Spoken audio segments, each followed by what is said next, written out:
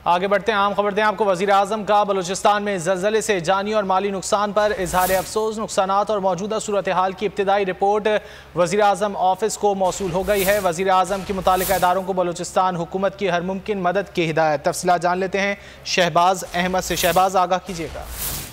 जी देखिए, बलूचिस्तान में जो कुछ दरती आफत आई है, तो वज़ीर आज़म इमरान खान ने कीमती जानों और जो माली नुकसान पर गहरे दुख और अफसोस का इजहार किया है। अब तक जल्द नतीजे में जो होने वाले नुकसान और जो अमवात हुई, इसकी मुझे सूरत हाल की इब्तिदाई रिपोर्ट वज़ीर आज़म ऑफिस को मौसूल होगी और वज़ीर आज़म इमरान खान को रिपोर्ट पेश कर दी गई है।